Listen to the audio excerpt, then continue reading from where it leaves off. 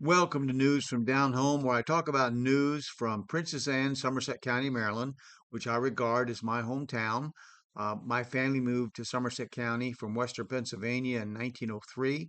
My great grandfather had bought a farm there through a Philadelphia attorney. It appears that a lot of property that was distressed, the owners couldn't keep it up, couldn't pay taxes, was sold through outside of the state agents, like attorneys. And Frank Reed had been the tenant farmer of this property for 30 some years before it was sold. And it became the home place of our family. And I was a young child in Somerset County. We had a 30-acre farm. My father was a rural letter carrier. And what he did was he also, and I helped him a little bit, we mowed the lawn and helped upkeep property of some wealthy ladies named the Ziegler sisters, and they loaned him $3,000 to buy this 30-acre farm with 8 acres on the river. And he built this. He had this house built, and he called the farm the Greenbrier. He put a sign up and everything. And I had many wonderful years, some wonderful years there as a child, wandering the streams and fields with my three-legged German Shepherd dog who lost a leg in a farm accident there. Now, it was only 5 years we lived there, but it seems like a long, long time. Of course, I was a young child, little kid, so time is different for those people at that stage of life. But my dad bought a windmill tower and built a house in it. I call it the Albatross. We went to the Delaware State Fair at Harrington, and I had a sign made up. I have it in my basement now. Every morning when I get up, I have old home movies digitized and saved to my computer, and I play them in the background while I do things to prepare for my day. So was an idyllic time for me, not for other members of my family. There were some things that happened there that were very painful to them, and I didn't understand it. I might have known about them, but I didn't understand them until I was much older. In fact, just recently. But I want to talk about something in the Marylander and Herald newspaper, which was the paper of record up through the 80s. And that's what I remember reading and seeing delivered to our house. But in this April 24th, 1917 edition, it talks about the First Baptist Church. And my grandfather, my great grandfather, I talked a couple of episodes ago about it, how many people, like 1,000 people, were baptized in the Menoken River at his farm.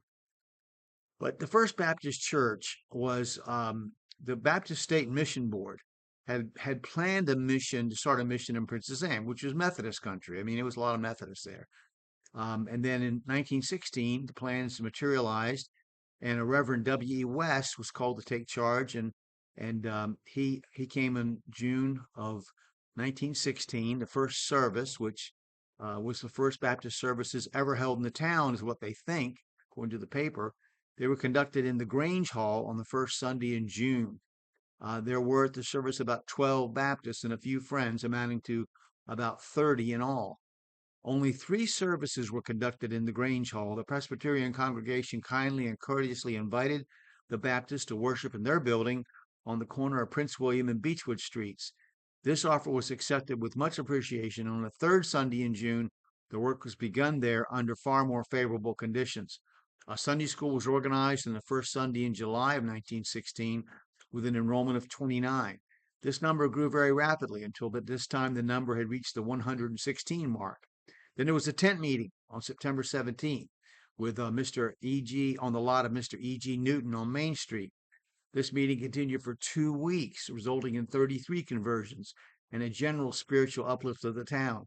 The pastor was assisted by the Reverend A.J. Fristow of the Maryland Baptist State Mission Board. He was a doctor of divinity.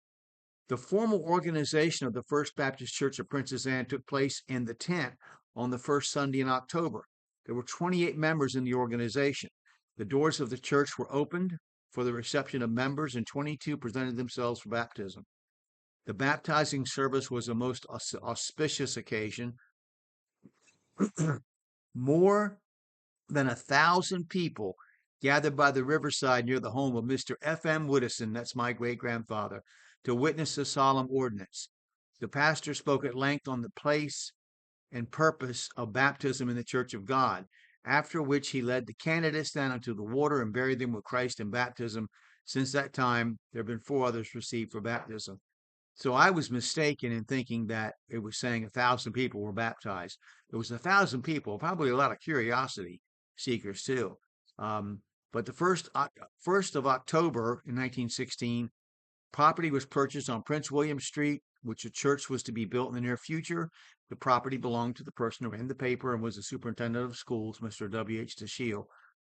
And then there was an evangelistic campaign with a view to covering the entire county. It had been arranged for the summer.